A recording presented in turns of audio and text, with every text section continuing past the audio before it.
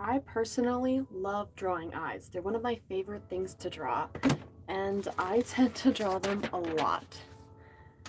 If I'm doodling on a page, there's probably some eyes on that page. So today I thought that I would show you guys how I personally draw eyes. Now, of course, this isn't the end all be all for eyes in any way, but it's just the way I draw eyes. So let's go ahead and get started. So as with most eyes, you kind of start with that curved shape, kind of like an open-ended C or a moon. And depending on the character I'm drawing and the style in which I'm drawing, it will vary how I draw the eyes, because I will change how I draw eyes depending on the character. But in general, I just kind of draw the half moon shape like everybody does. I have a bad habit of putting in eyelashes early. Even now you can see me trying to do that as I'm holding myself back. Next I go in and I draw the pupil, and again this kind of changes depending on what I'm drawing or who I'm drawing. I like to draw just a general circle though usually. If I want the person to look really excited, I might have more pupil showing up here, and if I want them to look somber or serious, I might have more of a closed lid. Normally I would also draw the other eye next to it as I'm going for each step, but I don't really want to draw the other eye because this is just a tutorial, so I'm just going to draw the one in today, just for ease for myself. Kind of drawing in the light early because I am drawing with pencil, and if I don't draw it in now, it's going to be hard to remember where it is, and it doesn't always erase as nicely as I'd like it to. So next I kind of go in and I fill in the eye a little bit, start some shading with it. If I'm going to do an eye in color, I don't always do very much shading at all on this step. If I want to leave it just in pencil though, I'll go in early like I am now and shade it in a bit. Next I'll add in the eyelid over the top. And I'm just drawing really lightly here because again, I want to be able to change it easily later on if there's something that I don't feel like is quite right. So I usually don't draw the full underlid. If I do, I find it tends to look awkward. I also did not draw the circle fully. Sometimes I do finish the circle, sometimes I don't. As for the iris, I also don't always draw in the iris. Sometimes I do, but in pencil, if I draw in the iris too dark, then I have a hard time being able to erase it if I mess it up. And then I just have a really bad looking eye. So to avoid that, I just don't draw the iris in. Sometimes I do, and when I'm drawing digitally, I usually do as well because it's a lot easier to correct that mistake. I'm going to draw in some of the eyelashes, which again, drawing pretty lightly because I want to be able to fix later. These ones are not usually as neat as I'd like, so I'm going to just kind of erase those ones. Start over a little bit.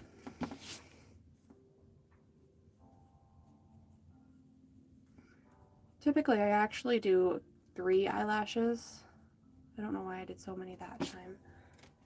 There we go, kind of just like that. And then kind of have to redraw that in. Finally, I would go in and draw the eyebrow, which eyebrow is very important when you're drawing expressions because it will completely change how the face looks. If you want a neutral expression, you just kind of draw in the same general direction that the whole arched eye is. So, not too extreme.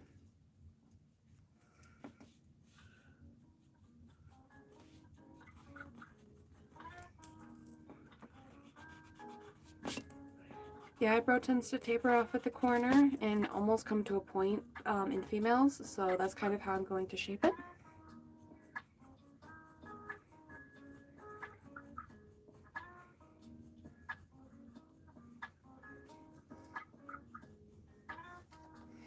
There we go. If you want, you can blend it out a little bit, but that's good enough for me, so I'm just going to leave it that way. Next, I'm going to go in and I'm going to darken up the areas that I want darker. So specifically, of course, up here, the water line of the top lash line, and over here. And if I were going to start adding color, this would be the stage at which I start adding color as well. So let's go ahead and start darkening in the dark areas. I don't always draw in the little thing in the corner of your eye. I just have a hard time sometimes matching them up. I'm not a super practiced artist, and if I'm working on a smaller scale, it can be hard for me to get things to match up properly. So I tend to simplify my drawings a bit unless I'm drawing it specifically in a very realistic portrait style.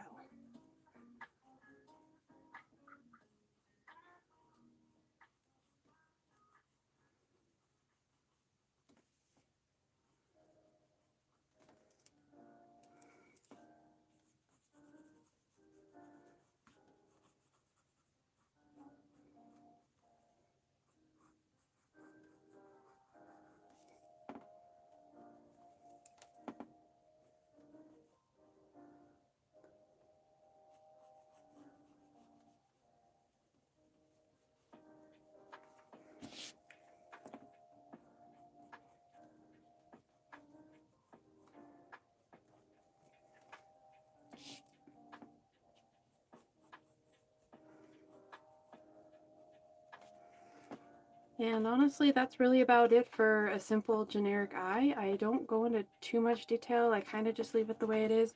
I might do a little bit of shading. I shouldn't be doing it with my finger, shame on me, but for a generic eye, I kind of leave it just at that. I don't usually add too much extra detail into it because it can be also hard to replicate, so there's that one. For more detailed eyes though, I wanted to show you guys if I were to add color to the eyes or more design, because you know, generic's fine if you want to make an easy, repeatable, simple eye, but sometimes you want to add more personality to it. So I'm going to go ahead and do a fancier eye with a little bit more design to it. For this one, I'm kind of give it more of an expression as well, so we're going to kind of make it more almond shaped and slanted a bit. And I'm not going to make it circular either. I'm going to make it more of an oval shaped eye. I'm going in with a little bit heavier lines just because I kind of know what I want to do already. Normally I would go in a bit lighter, but I'm also going to go in with marker later, so I'm not as concerned about it right this moment. In eye design, I kind of try and shape everything, including even just the eye highlight the way I want it. So I want this eye kind of long, elongated, and I want it kind of serious looking, intense maybe. We're going to give it a unique kind of pupil because I want it to be interesting and kind of to stand out. Let's lower that a little bit.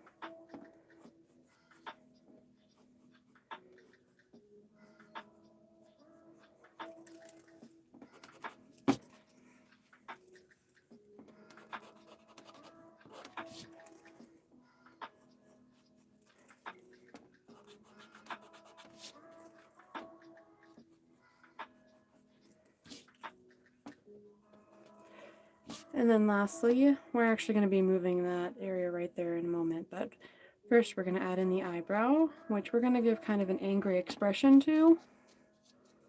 So roughly shape in the angry brow, and then I'll go in and add some of the actual hairlines across that.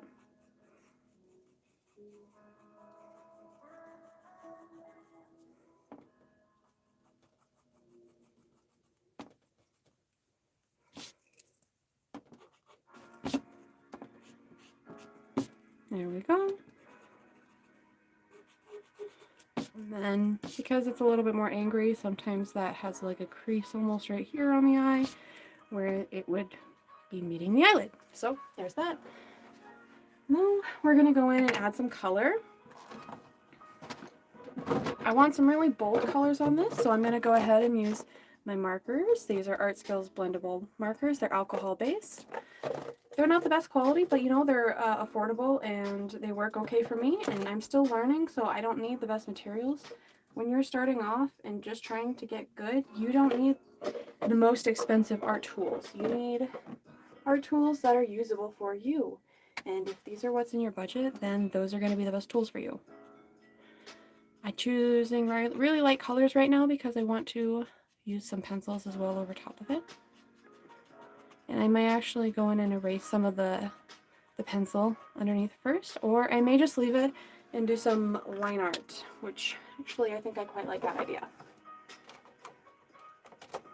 I'm gonna go with mint next.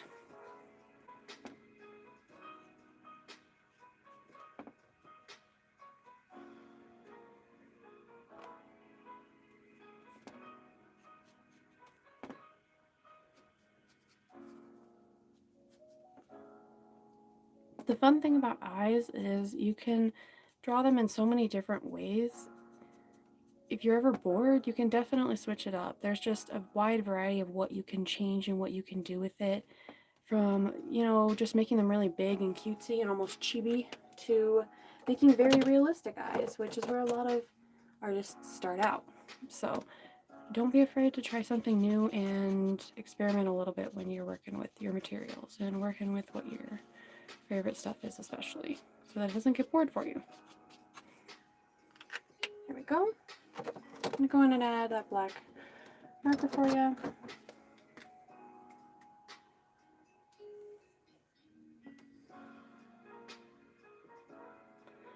My husband got me this pen, and it's a Milwaukee brand, and it is, I don't know where it came from or anything. He just picked it up, I guess, at the hardware store, and it is my favorite black pen that I've found so far. So it doesn't bleed through the paper like some are really prone to, which is really nice. It's my favorite sketchbook pen, so shout out to my husband on that one.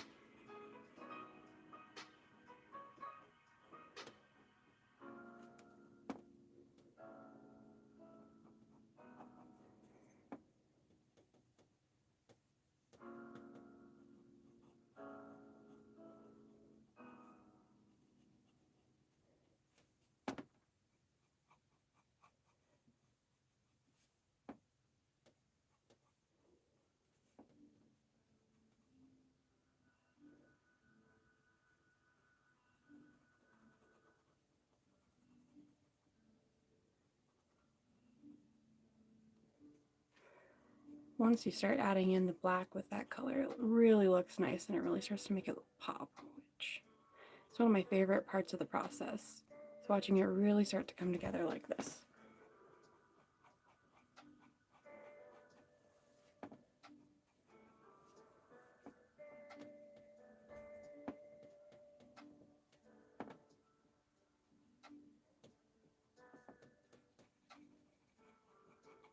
Now, if you want to go in and add a little bit of shading, I could either do that with the marker and just do some hatching or cross-hatching sort, or I could go in with the gray, but unfortunately my marker set does not actually have a gray, so usually I just do a little bit of lines for the shading instead right now.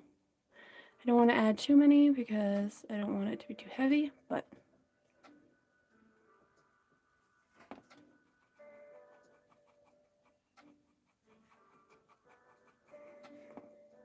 and I'm just going to go in and fill the eyebrow in, and there we have that part. I'm going to go in and add just a little bit of colored pencil for some details.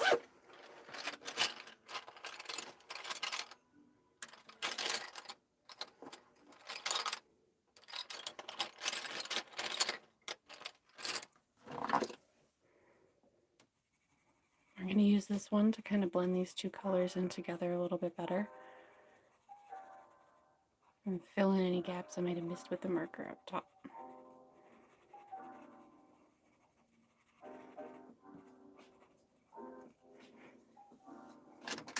Alright. Next we're going to go in with this darker green and add some kind of lines for details. Just kind of drawing them in a radius around the eye, almost like you would the rays of the sun. And go in and add some lighter ones. And then what I like to do is in between them, I almost add like a little swoopy line to connect them. And then shade just a little bit together. It makes it look almost kind of like a spider web effect, and it ends up really looking cool. You just have to be careful not to go in too heavy and dark the first time so you can make sure that you have them where you want them. I think I could use a little bit of a darker green up at the top, so I'm going to sift through my colored pencils real quick. There we go. And use a little bit of darker green for the ones up at the top so they stand out a little bit better.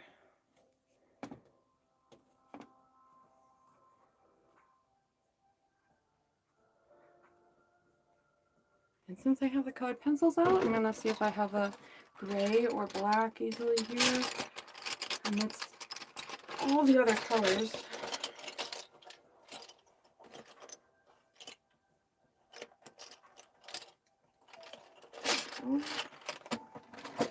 And we're just going to go in and lightly shade a couple areas with that color.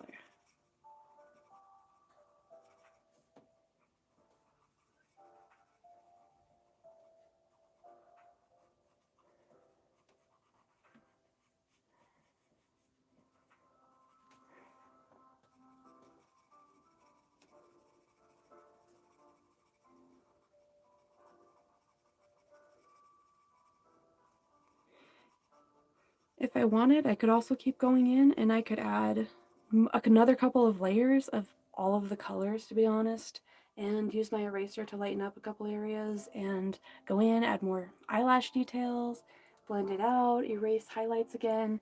I could do a lot more with this picture, but for now, I honestly think it's pretty close to good.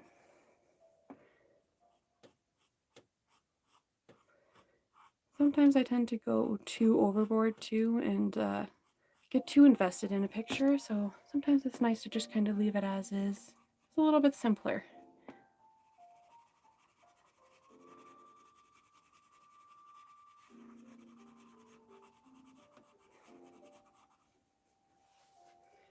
And there you are. There's that eye, the second eye for you. Thank you for watching. I hope you enjoyed the stream, and I hope you have a wonderful day.